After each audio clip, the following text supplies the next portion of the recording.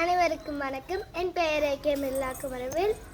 நான் ஒரு திருக்குறளுக்கு ஏற்ற ஒரு கதை சொல்ல போகிறேன். அந்த திருக்குறளை எப்பொருள் யார் யாரை கேட்பினும் அப்பொருள் மெய்ப்பொருள் காண்பது அறிவு. அந்த பொருள் சிறியது பெரியது பார்க்கக்கூடாது, யார் சொன்னாலே போய் பார்க்கணும்.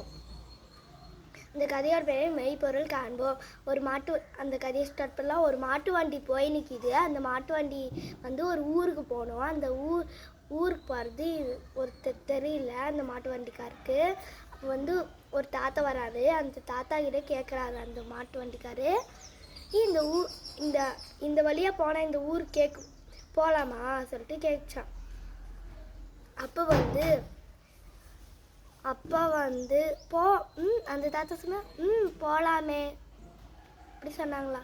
அடுத்து அந்த தாத்தா போயிட்டாரு.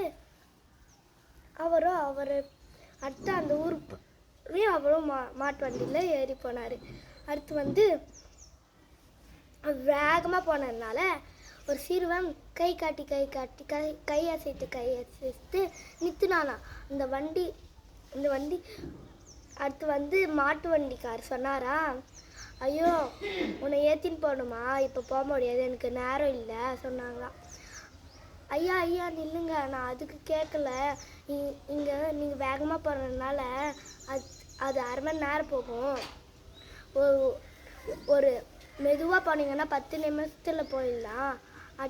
வேகமாக போனீங்கன்னா அரை மணி நேரத்துக்கு மேலே போகும் அப்படி சொல்கிறாங்களாம். அப்போ மேலே அரை மணி நேரத்துக்கு போக அந்த வண்டிக்காரு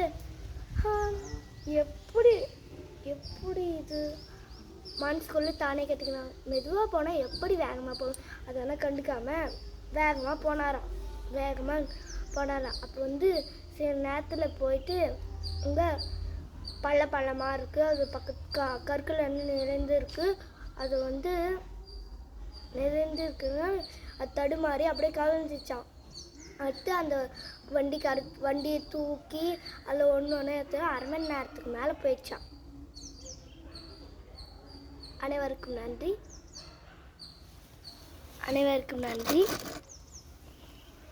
பாய்.